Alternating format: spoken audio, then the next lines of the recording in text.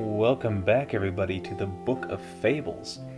We're going to do something a little bit different this time because instead of tackling one particular fable or one particular fairy tale, we're going to talk about an element that's present in a lot of them, a little bit like we did with the Big Bad Wolf, but even a little bit more general than that.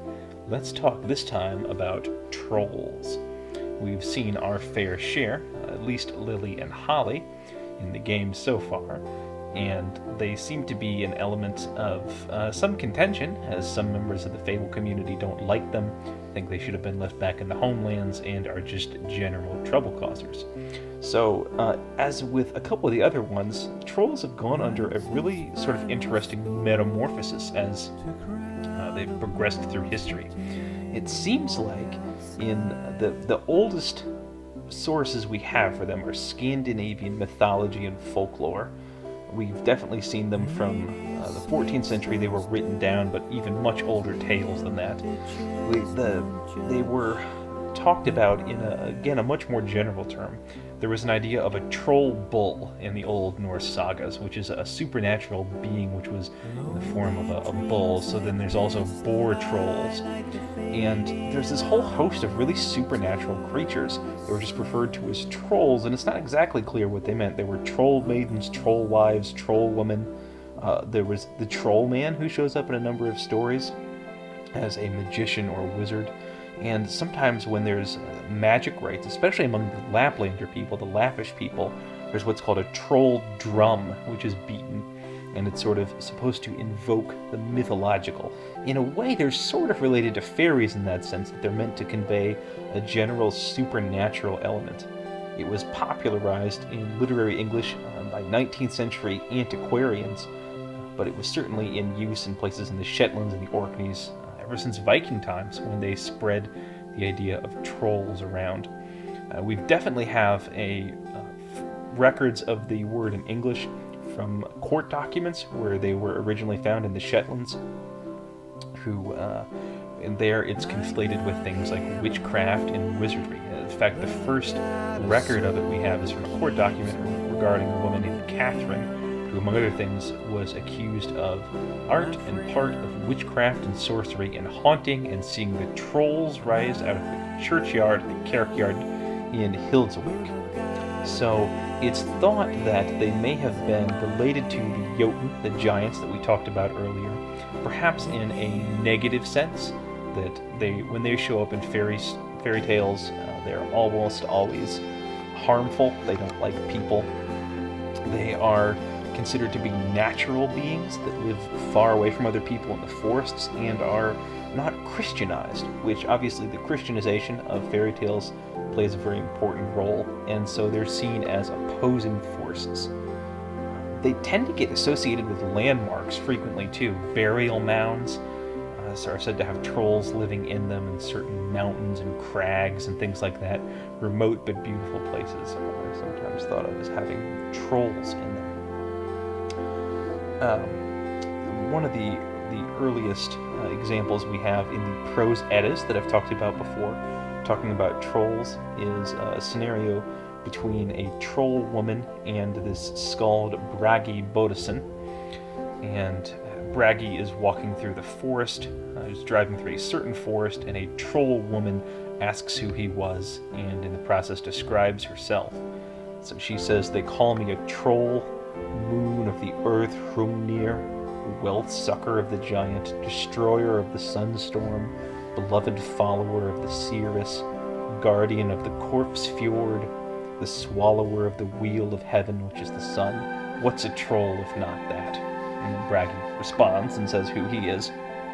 But the idea is that they were people who lived outside of the realm of people, and they were considered to be world rim walkers, so those that lived outside of civilization.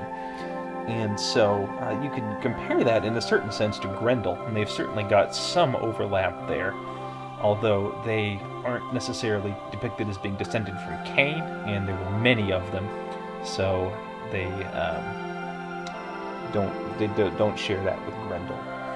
there were a few other interesting things about them. So I said before, they started out as these nature spirits and things associated with nature and sort of the capricious side of nature, because again, they weren't friendly towards people, which again tracks with some of the old ideas of fairies and sort of all-purpose otherworldly beings.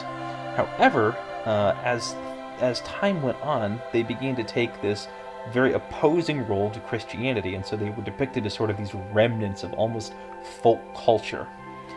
However, that is blended with the idea that they were also the opponents of the Old Norse gods. And so there were a couple of conflicting stories, which are interesting, as to why there aren't trolls in Scandinavia anymore. And one of them being that they are frightened away by lightning, which relates to Thor, the Norse god, and that there aren't any trolls in Scandinavia because Thor has cast his lightning bolts down and driven them away. But another story, which is very similar, is because they're not able to be in Scandinavia because they hate the sound of church bells ringing, and there are enough church bells that they were driven away.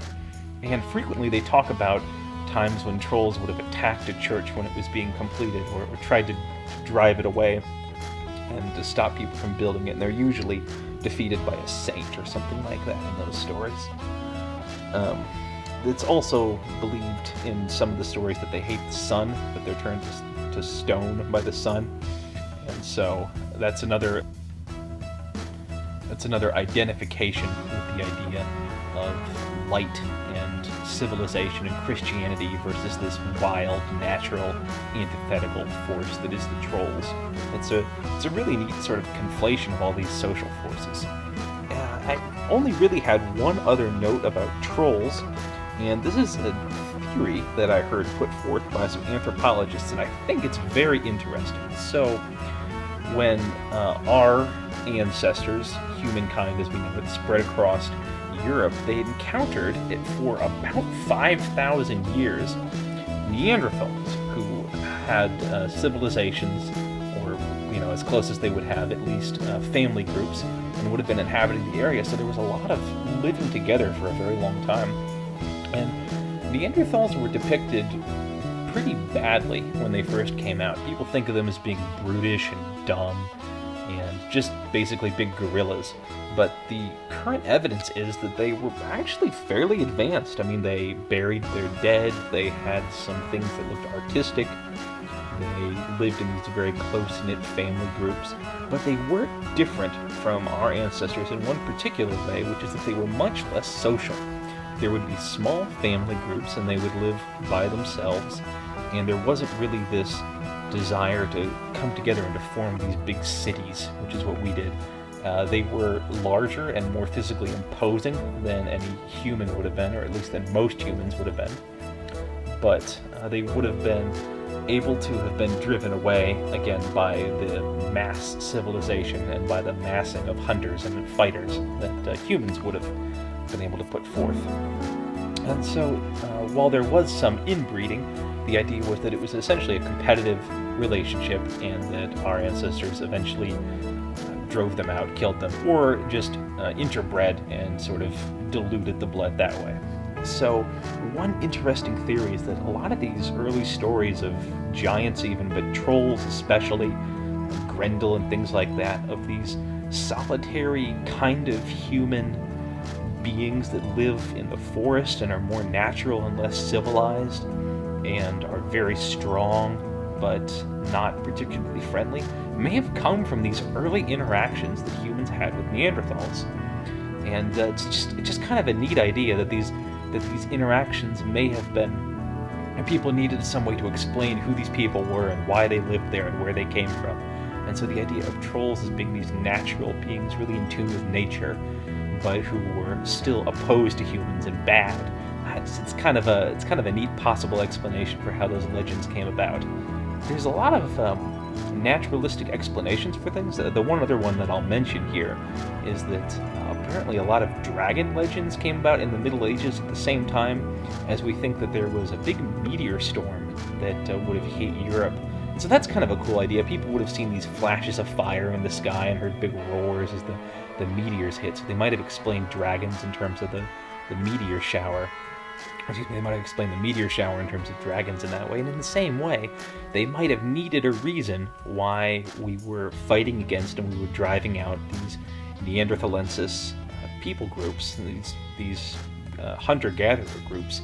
And so we explained it, we explained their behavior, we explained why we were doing what we were doing through these stories, through turning them into trolls and beings like that. So yeah, that's part of the explanatory power, I think, of these fairy tales and sort of the enduring ideas that they have.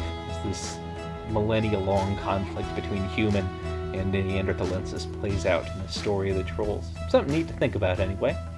And so I hope you enjoyed that, and will join me next time for the Book of Fables.